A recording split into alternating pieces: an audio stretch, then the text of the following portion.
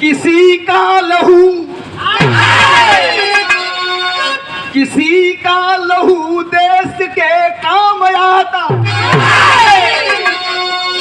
किसी का लहू बन के बह जाता पानी, किसी के लहू से नवल होता जीवन, किसी के लहू से संवरती कहानी। प्रांत हरियाणा के ग्राम मायापुरी में जानकी नाम की एक विधवा रही। 16 वर्षीय थी बेटी संध्या सुगन, आखिरी वक्त में मां बुला कर कही,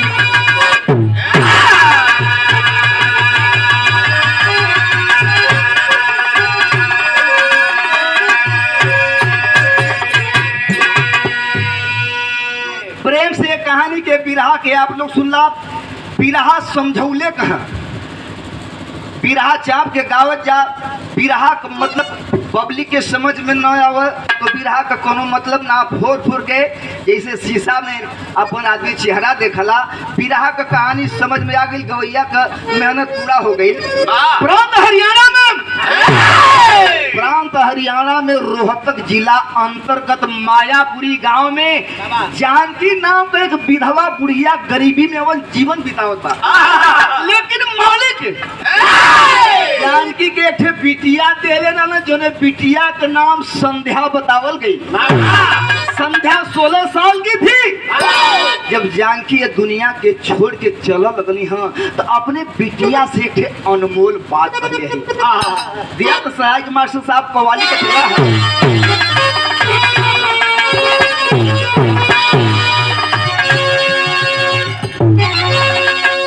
वह कव्वाली का टुकड़ा है।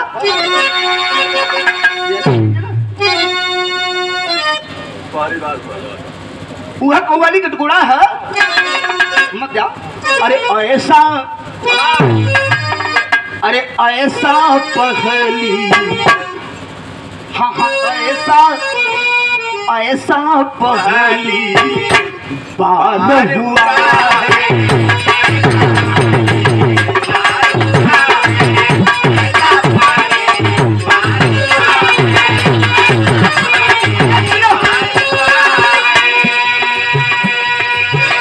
ऐसा पहली बार हुआ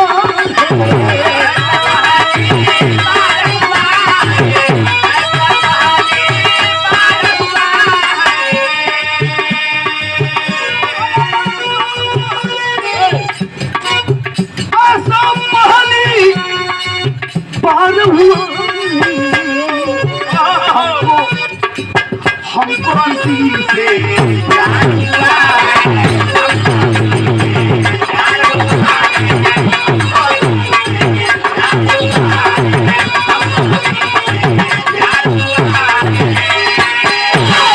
ऐसा पहली बार हुआ है, हमको किसी से प्यार हुआ है।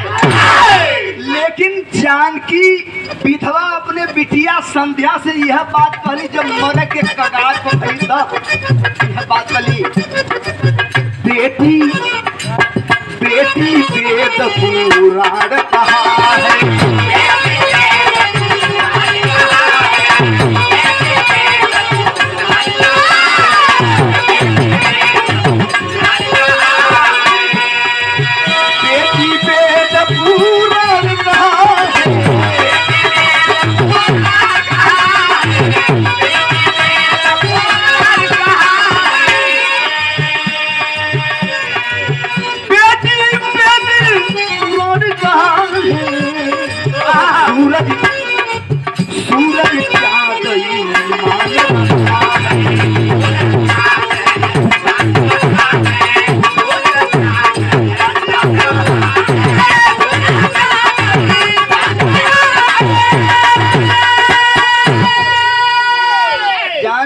विधवा कहली कि दुनिया में सबसे बढ़ के ईमान धर्म बिटिया, ईमान धर्म बचाए के अपन जिंदगी जिए का कोशिश करिया।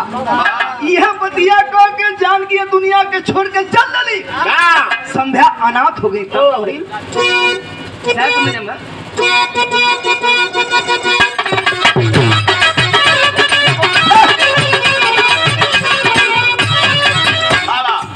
यही कह करके जानकी की सांस टूट गई। बिचारी संध्या की दुनिया ही जैसे लूट गई।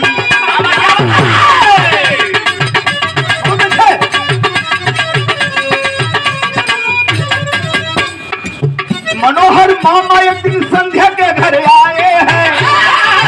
मनोहर मामा एक दिन संध्या के घर आए हैं। दीनता देख अपने घर संध्या पले।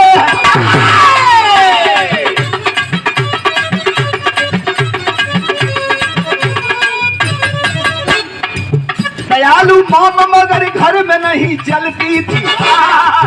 दयालु मामा मगर घर में नहीं चलती थी।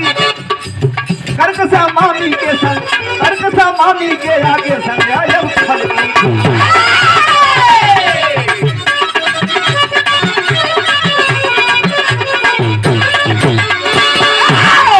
तनिसा कहानी के आप लोग समझे चलबा तो बिरहा का कहानी आप लोग के पूरा बढ़िया से समझ में आ जाई। जानकी विधवा कहली अपने बिटिया से कि ये बेटी दुनिया में सबसे बढ़ के अपन ईमान धर्म है।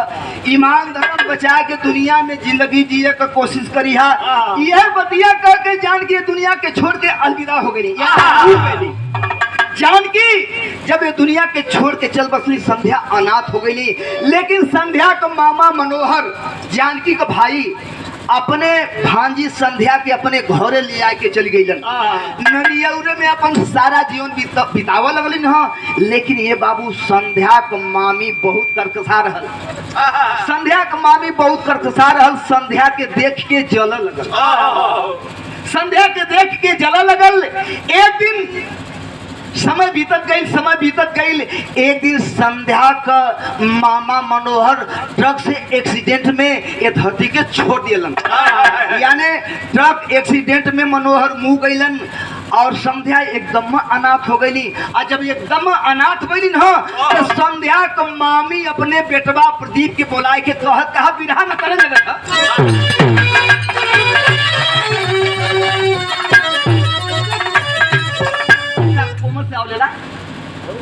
कैसा कुमर सौल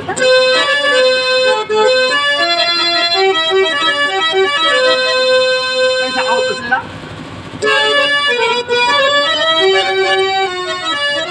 अरे जिया से रात तू तो पुराना कलाकार हो तो क्या समझाओ तो बाप कि राम दुगुरु अपने जवानी के आलम में गीत के गाओ तुलन कि अरे सावन महीना में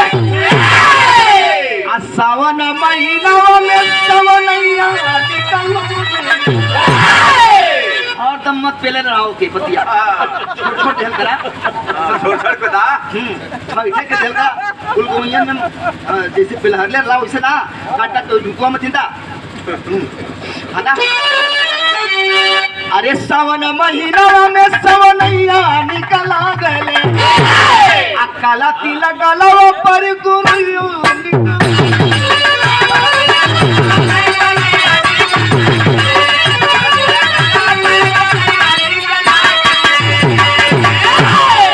सावन महीना में सवनैया निकला गए काला तिलक गलवा पर गुरु निकला गए।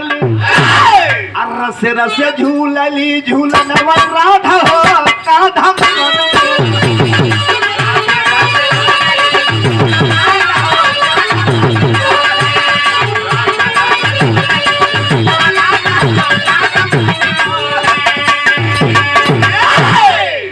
तरज है। लेकिन मामी अपने बेटवा प्रदीप के समझाओ का समझाओ बात मामी समझाओ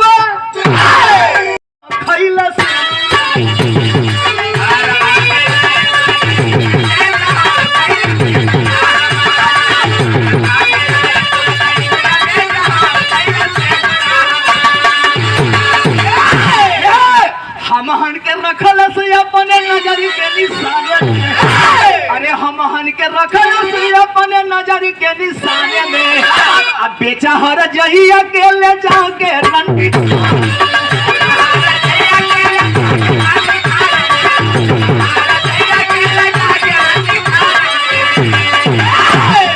ननियौरे में बनी दुल्हनिया जहिया हो तू भी रुपया तोहार कैसा बात के समझला।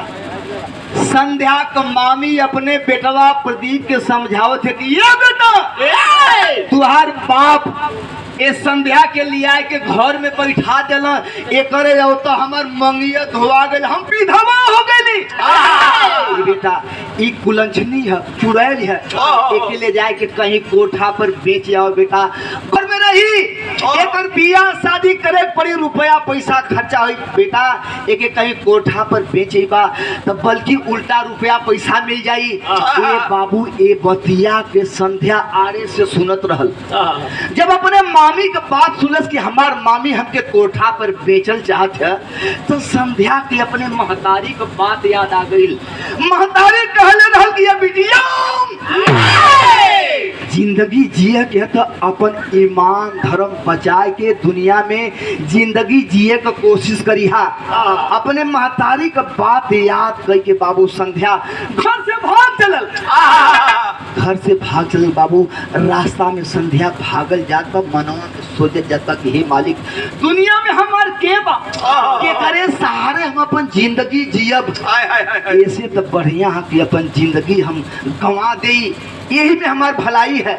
रास्ता में संध्या भागत जात बा तब तक धीरे धीरे धीरे धीरे भोर होकर लगल 4 बजे लगल है। 4 बजे की बेला में संध्या के सामने रेलवे लाइन पड़ल।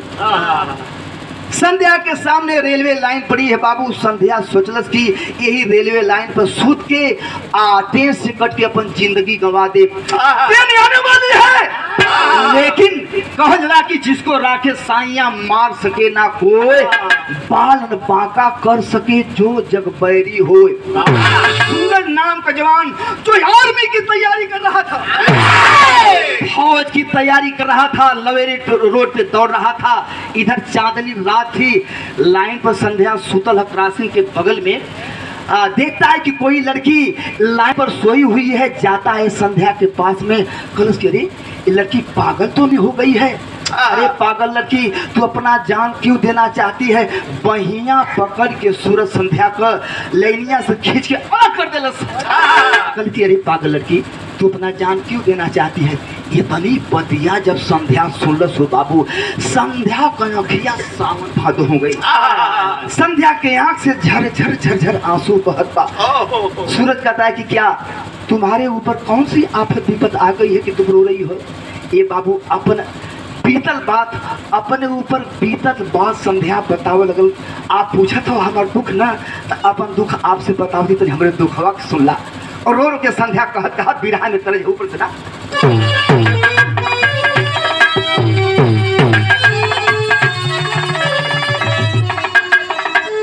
वह गीत है बढ़ाला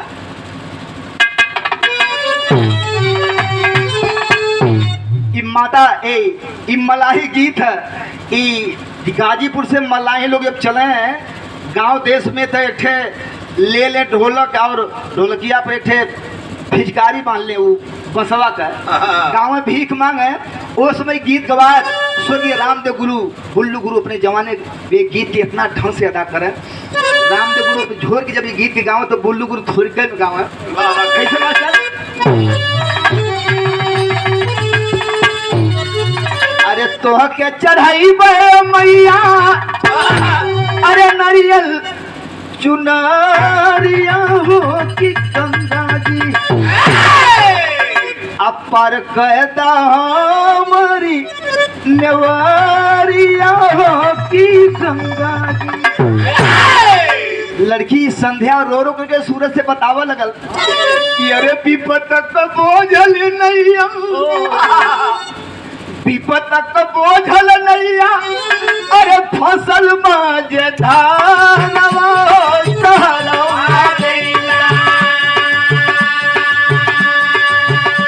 विपत का बोझल नैया फसल जे धारवा सहरवा देना कौनो ओरिया तू कहना किनारवा सहरवा देना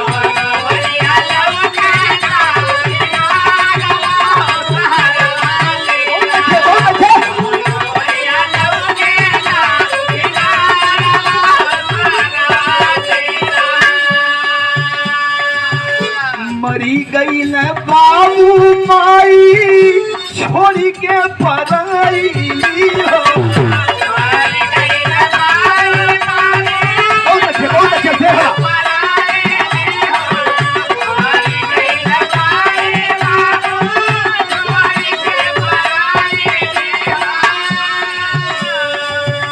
मामी का सदिया मरी सूरज पर लो भाई हो।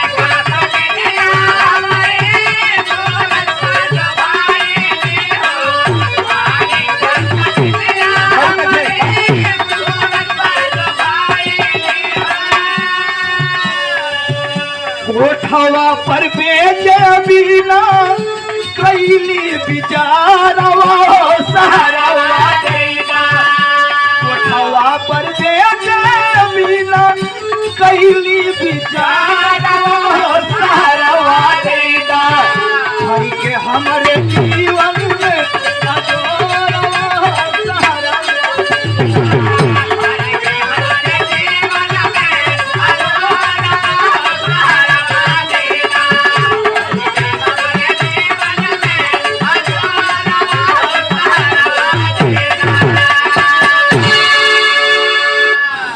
से संध्या रो रो के कह लगल कि भैया हमार करुण कहानी सुनल चाहत हो ना तो हमार बाबूजी बचपने में मर गए हमार माई हमके छोड़ के वो चल बसली एक ठे मामा सहारा रहलन जेकर नाम रहल मनोहर मनोहर भी दुनिया के छोड़ के चल गए ट्रक से उनकर एक्सीडेंट हो गई हमार मामी हमके कोठा पर बेचल चली तो हम ही सोचली है कि अपन जिंदगी गंवा देव तो हमार ईमान धर्म बच जाई यही लिए ट्रेन से कट के अपन जिंदगी दिहल चाहत है। अरे बाप रे बाप जब ये तरी बात सूरज बाबू तो सूरज डांट के कहता है कि सुन सूरज संध्या की बात सुन सूरज संध्या की बात तब मन में लिया प्रतिज्ञा ठान उठा बाह में लगा हृदय से लेकर पहुंचा तुरंत मकान बाप मतारी से बोला संध्या से ब्याह रचाऊंगा अंधेरे जीवन में इसके नया सवेरा लाऊंगा नरम हृदय के बाप मतारी पंडित को बुलवाए द्वार छूटा जमाना दरवाजे पर बढ़े हाथ लेकर उपहार सूरज संध्या का बहिया पकड़लस सूरज संध्या का बाह पकड़ के बाबूजी अपने घरवा लिया के गयल माई बाबू का एकलौता बेटा सूरज रहल माई बाबू से जाए के कहल सूरज की माई बाबू हमके जियत देखल चाहत हुआ ना तो ओकर बाबू हौसत होकत रे बेटा तू का कहत बा अरे बेटा तुहार जिंदगी मालिक सलामत रखे गलत की ना एक हमारे संगवा लड़की आई है यही से हमार बियाह करता यही से हमार शादी करता अगर हमार शादी न करबा तो हम अपन जिंदगी गंवा दे पतिया जब सूरज का बाप सुन लो कहना बेटा तुम मेरा अकेला लड़का है ये लड़की से शादी कोई कि तुम खुशहाल रहना चाहते हो तो तुम्हारी शादी इसी वक्त होगी अभी पंडित जी को दरवाजे पर बुलाऊंगा बिना लगन पताई का दरवाजा पर पंडित जी के बुलवा के और मंत्रोच्चार करा करके सूरज से 7 फेरे लगवा करके बाबूजी संध्या के मांग में सिंदूर डलवा दिए सुना जब मंगिया में सिंदूर सूरज संध्या के डलस तब तक का भइल टाकिया दरवाजे पर पहुंचा है टाकिया दरवाजे पर पहुंचा सूरज के हाथ में एक लिफाफा देता है संध्या के मंगिया में सिंदूरवा पड़कर संध्या घरे में गई आ लिफाफा सूरज पढ़ के हंसत है मुस्किया था घरवा में हंसता जात था संध्या सोचत कि ये भाई हमारे सैया जी से कोनो दूसरो लड़की से चक्कर है का जब घरवा में सूरज गई तो संध्या करस के रे कैसन पद पड़त हवा का बात है तो सूरज बतावल बिरहा में तरल लग गई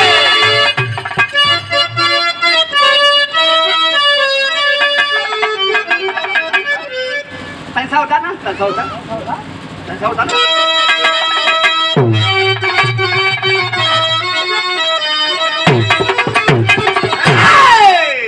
लाल बिहारी मिश्रा जी गीत के गौले रहलन।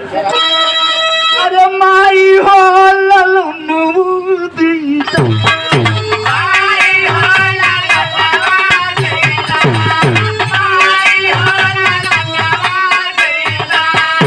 बहिनी हो बिरनवा दीदा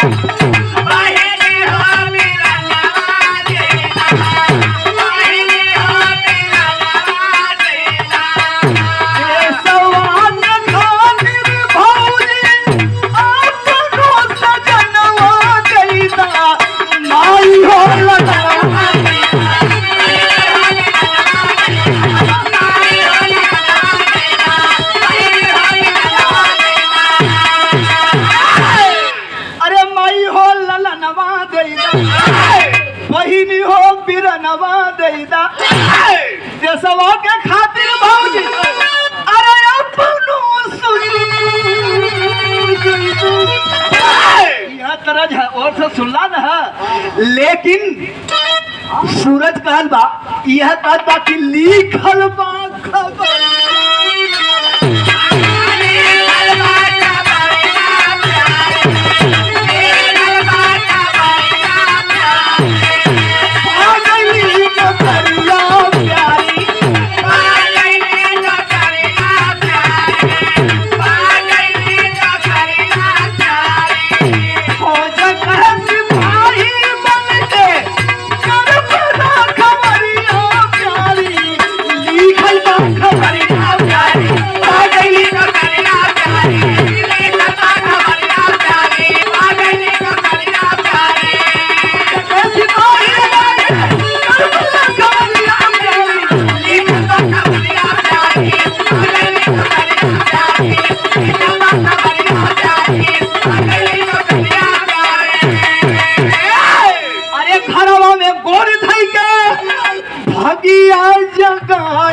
दिहलू लक्ष्मी का रूप धैया रूपवा के खाई दिहलू।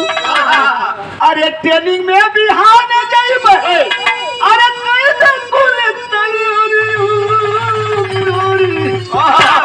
सूरज कलश अरे तुम पागल हो, तुम तो बड़ी सौभाग्यवान है। तुम्हारा पैर हमारे आंगन में पड़ते मेरी नसीब खुल गई रे संध्या। अरे मैं तो सीमा का सिपाही बन गया, सीमा का जवान बन गया। हमको कल ड्यूटी पे जाना है, कल मैं जाऊंगा ट्रेनिंग में, तैयारी करके रखना, भूलना मत। ये भैया कहल जाला ना सूरज संध्या के साथ में सुहाग रात मनाया और सुबह ट्रेनिंग में चला जाता है। भैया भैया है भैया सुबह जो है ट्रेनिंग में चला जाता है, लेकिन देखा मालिक का बड़ी लंबी बाह होले, सूरज का अंश संध्या के पेट में पलने लगा है। उधर 9 महीने की ट्रेनिंग पूरी किया सूरज, इधर जौन बाप संध्या जौन बा एक सुंदर बेटवा के जन्म दिले है, जौने बेटवा का नाम सोम रखल गई बा। 9 महीने की ट्रेनिंग पूरी करके जब सूरज घर पहुंचा है तो संध्या एक बेटे को जन्म दी है। बाबू अपने बेटवा के गोदी में लेके सहलावत बदुलार करता, और जब छुट्टी पूरा होती है तो फिर सूरज जब ड्यूटी पे गया है तो उसकी ड्यूटी कहाँ लगी है जानते हैं? कश्मीर के चीता घाटी में लगती है। जब कश्मीर के चीता घाटी में सूरज का ड्यूटी लगल, वही समय पाकिस्तान के आतंकवादियों से सूरज से मुठभेड़ हो जाती है। प्रमाण मिला, पेपर से प्रमाण मिला कि 22 पाकिस्तानियों को सूरज धरती पर मार गिराया। लेकिन होत कहा बाबू, समझ आ गई?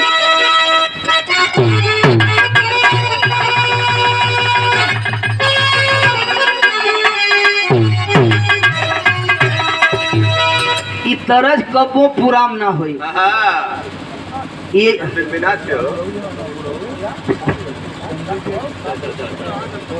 काय परपरा था भैया, वही गीत था कि छपरा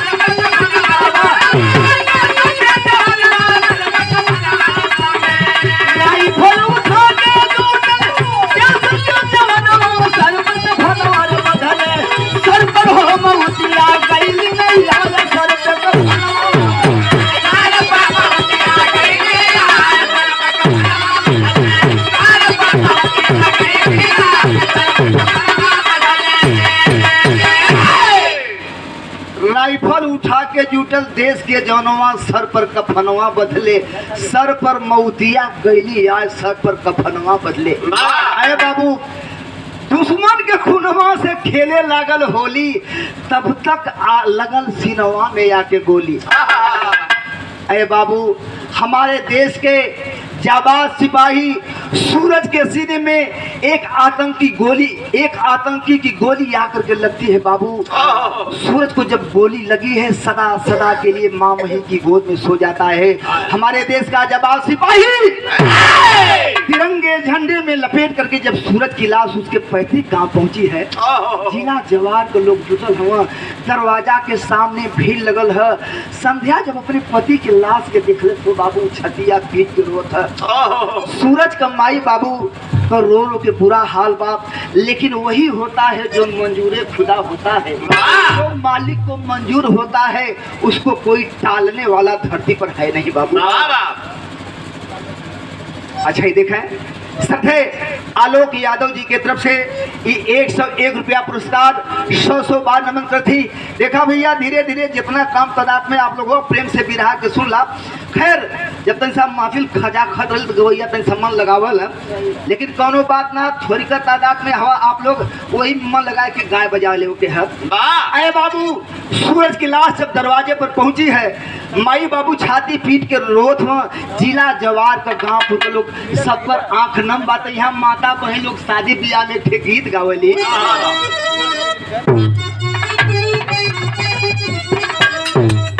गीत कबो पुरान ना भइल ना होई। एक ठे गीत चलल है कि निबिया की डरिया मैया डालली झलुआ हो की झूली झूली ना, मैया मोरी गावली गीतिया हो की झूली झूली ना। ये रामकृष्ण गवैया आपके सोफीपुर का हमारे यहाँ गाँव में गल ना, एक गीत का डुप्लीकेट गवले रहना कि निबिया के डरिया मैया डालली झलुआ हो की झूली झूली ना, मैया मोरी गावली गीतिया हो की झूली झूली ना। आ झूलत झूलत टूटी गई ना झलुआ हो की फूटी हो गई ना, काली मैया के थुथुनवा हो की फूटी हो गई ना। तबले तो डीह बाबा आई हो गई ना, पीस के नून ले सुनवा छुपवाई हो दे। भैया गौले ना आज के 30-35 बरिस पहले थोड़ा सा मनोरंजन बदे ऐसा कोनो बात ना कि काली माई को थुथुन फूट जाई तो डी बाबा आई के लहसुन मरचा छुपी है, ऐसा कोनो बात ना, खाली हंसे बदे ये हंसे बदे ऐसे गीत गावली लोग मेहरारू लोग गावली और लोग के निबिया के डरिया मैया डालली झलुआ हो की झूली झूली ना, मैया मोरी गावली गीतिया हो की झूली हो झूली ना। ऐसे लोग गावली ऐसे गावली वो हंसे बदे रामकृष्ण गवैया गा दिल रहला। लेकिन कहाँ रहलिए बात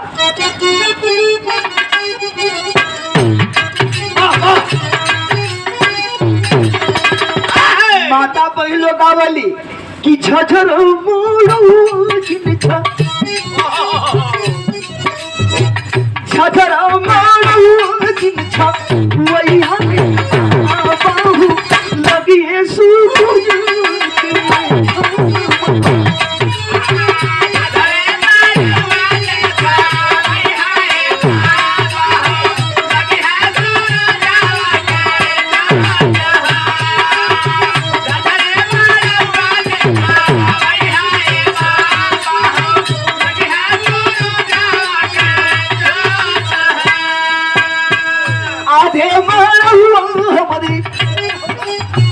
आधे मरवा हमरे गौआ के लोग आधे में सजू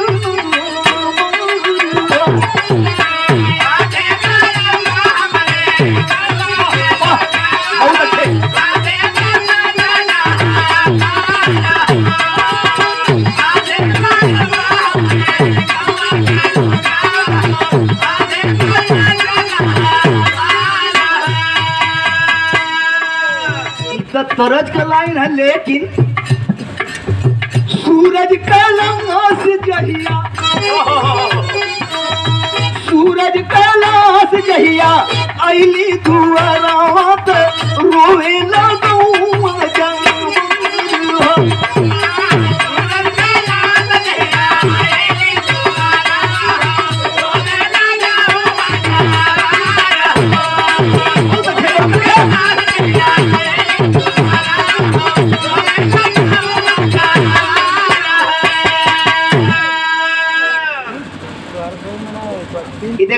महानुभाव राम शरण यादव जी की तरफ से, यादव जी ना आपके तरफ से 51 रुपया पुरस्कार।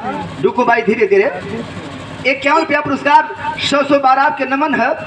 वही लाइन है कि सूरज कैलाश जैया अली रोवे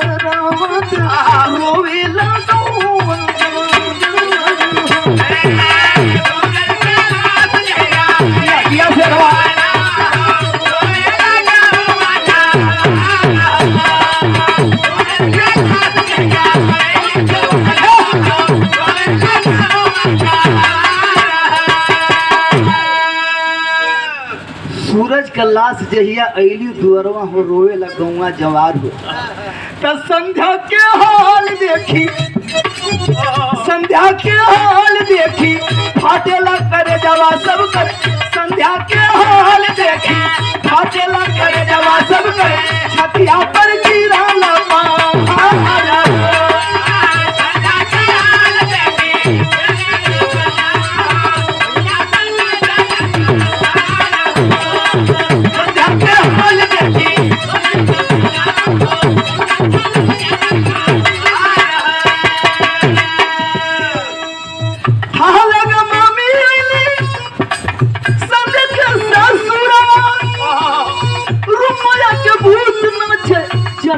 कपड़वा परिचय बता के सबके, परिचय बता के सबके। संध्या के लिए अली बाबू संगवा में जीवा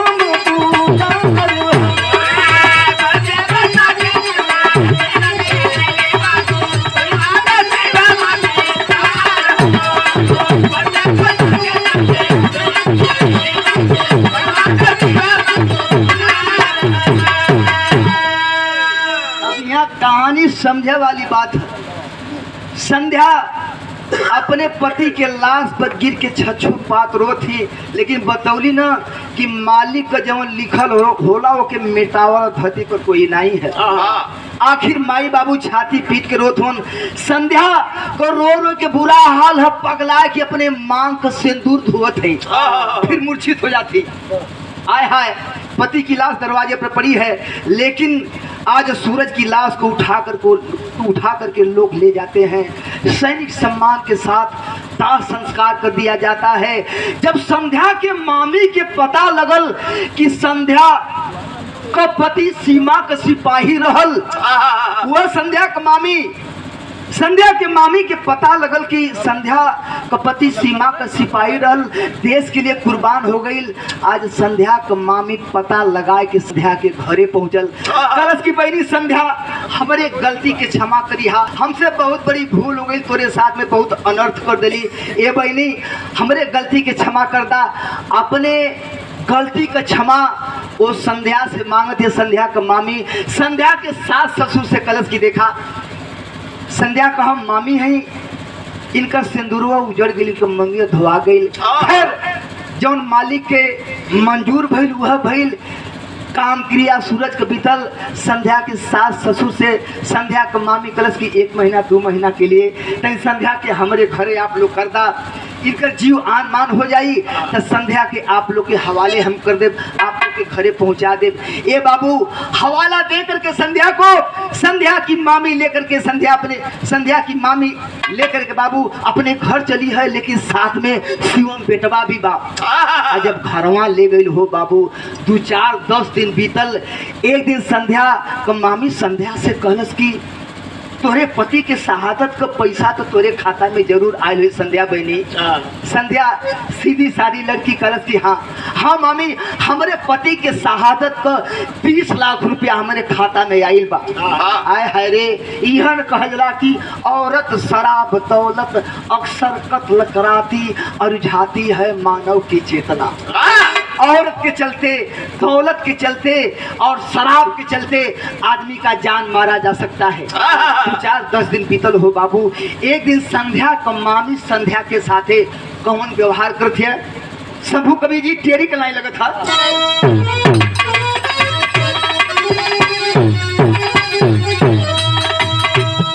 चढ़ा के दबा ताश मिले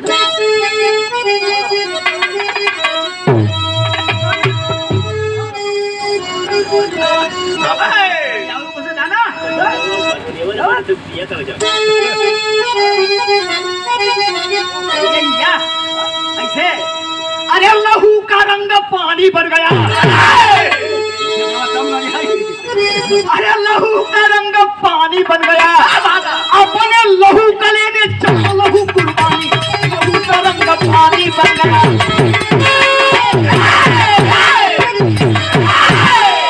लहू का रंग पानी बन गया, अपने लहू का लेने चला लहू कुर्बानी, लहू का रंग पानी बन गया।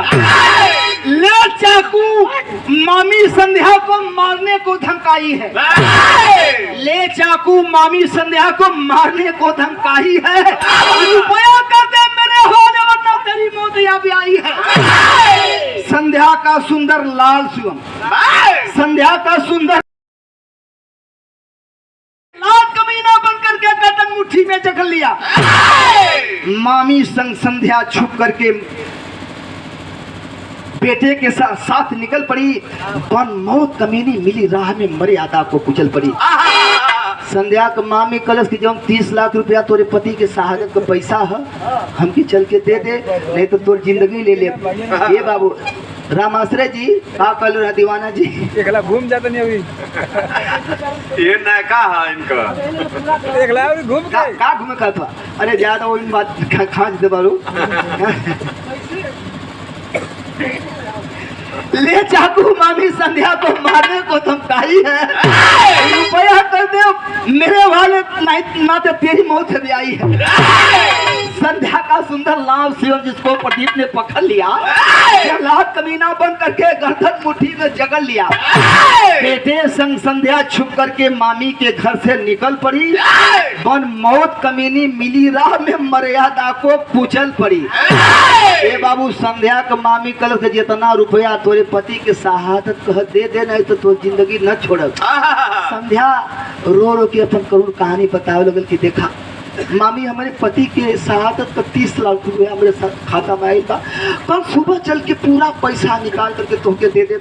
हमार जिंदगी छोड़ा, हमके मारा मत, हमार जिंदगी छोड़ा, पैसा नहीं आपके चाहिए, हम पैसा चल के दे दे। अरे बाबू संध्या अपने बेटवा शिवम के लेकर के सुतल। संध्या का मामी सुतल बा चारपाई पर, संध्या के मामी का बेटवा कहीं सुतल बा। लेकिन जब 12-1 बजे रात संध्या सोचल कि अगर भोर हुई तो हमके पैसा उतार के देवे के हुई। ये बाबूजी अपने बेटवा शिवम के अपने गोदी में उठा के दरवाजा का किली खोल करके और धीरे सा संध्या निकल के भाग चलल। लेकिन दरवाजा का किली खुलने का आवाज जब संध्या के मामी के कान में पहुंचल, अपने बेटवा प्रदीप के जगह कहती अरे बेटा लगत कि संध्या घर से फरार हो गई कारे। ये भैया वो प्रदीप जगह है, टार्च जलाता है, दरवाजा खुला मिला। बाबू लेकर के टार्च जब बाहर निकला है, बगल से रोड था, लवे रोड से संध्या भगी हुई जा रही है। बाबू दौड़ा लिया, जा करके बाबू प्रदीप पकड़ लिया संध्या को। इतना चाकू मारा, इतना चाकू मारा, इतना चाकू मारा कि संध्या बेहोशी के हालत में हो जाती है।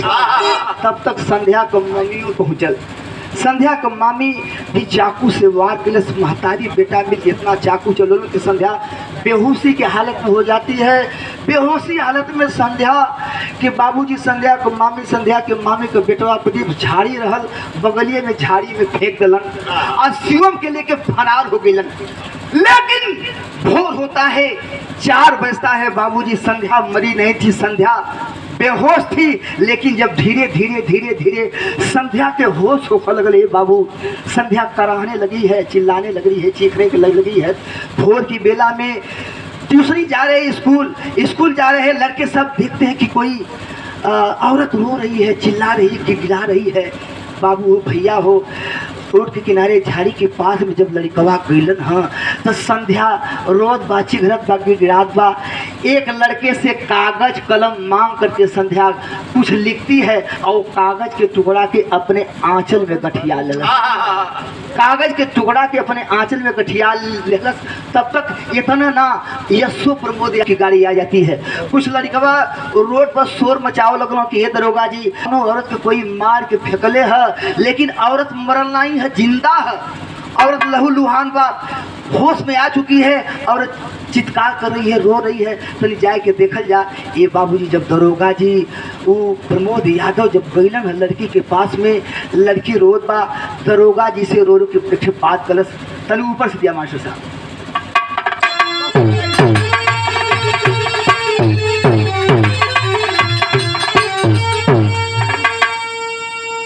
ये पहपट के बेचन भैया कैसे बोले?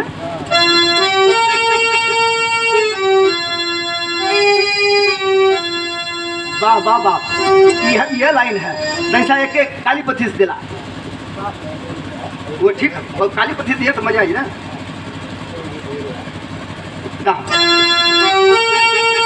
अरे लोग संध्या प्रमोद के समानवा जनवा खतरा में, यह लाइन है। अरे लोग संध्या प्रमोद के समानवा जनवा खतरा में। वाह वाह, नहीं ठीक ठीक है। अरे रोवा संध्या प्रमोद के समानवा जनवा खतरा में, अब बचल साहब बेटवा में परानवा जनवा खतरा में।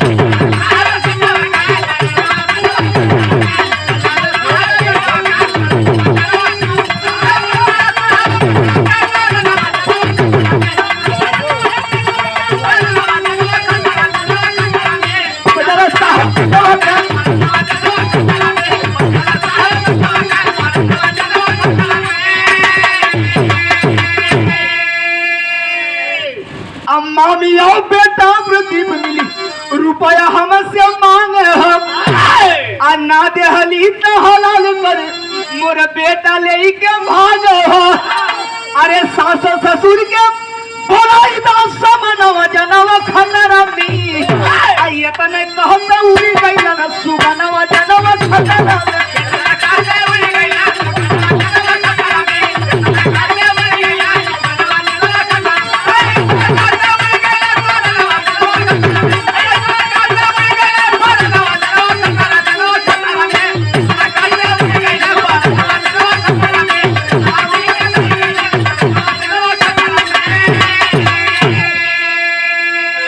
हो दरोगा जी से उस संध्या कलश की, ये दरोगा जी हमार पति सीमा का सिपाही रहलन, जेकर नाम रहल सूरज, देश के लिए कुर्बान हो गए।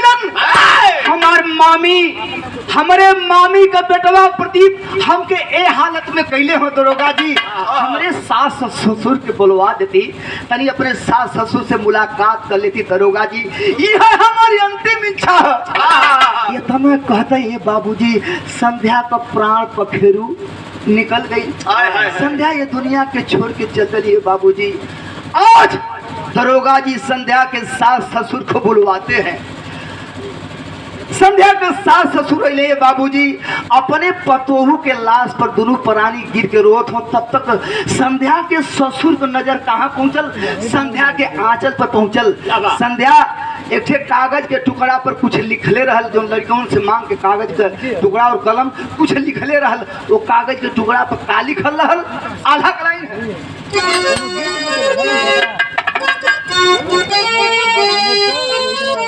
वाह वाह, क्या बात है। इस भोलू मुन्ना के तरफ से 51 रुपया पुरस्कार बा, 100 बा नमन बाप। उ संध्या लिखले कर रहल।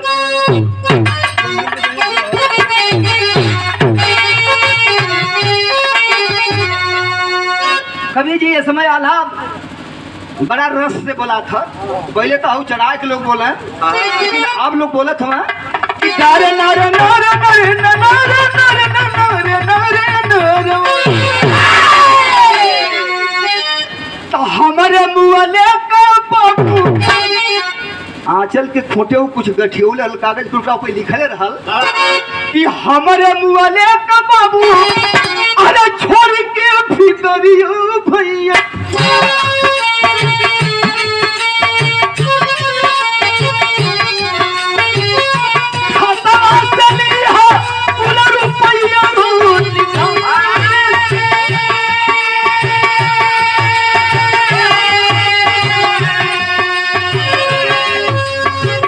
जाके बनवैया पहिले घरवा दुआर हो बाबूजी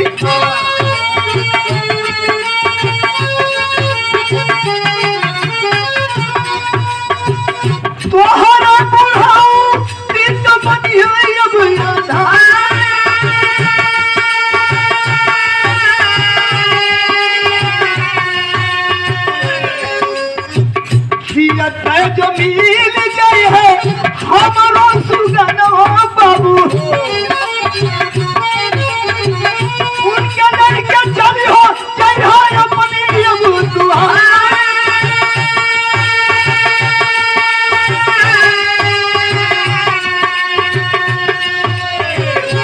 नहीं में देखी हाँ बाबू बेटवा के मुरली हाँ बाबूजी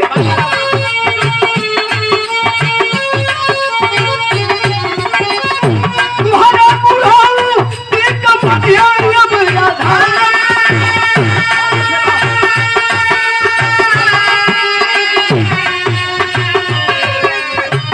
बढ़िया स्कूल में उनके भेज के पढ़ाई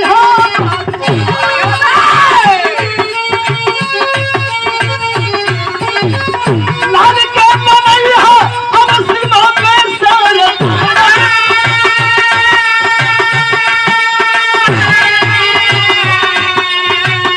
आत्मा के शांति मिली अब हम के बाबू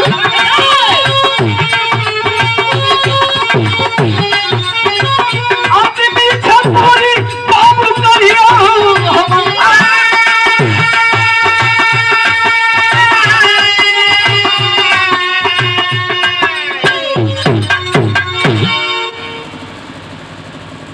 भैया देखें श्रद्धे गौर करेंगे बाबू आज संध्या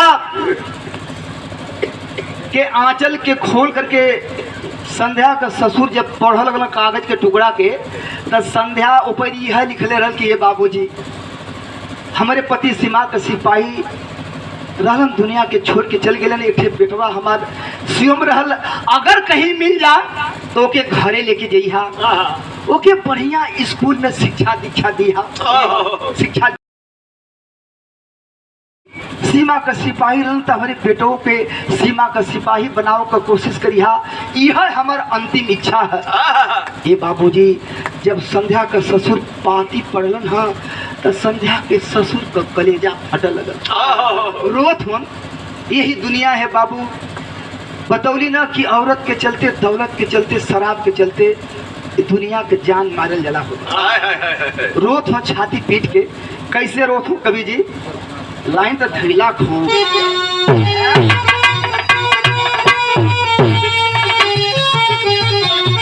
अब जवानी के आलम में गावत रहलन हम लोग बच्चा वाली एक बार बम्बई में पंधारी गुरु का बिरहा हम सुने बदे गले एक सुर से गावें उनकर यह सुर पंधारी गुरु का तर्ज अक्सर कुली गवैया गावलन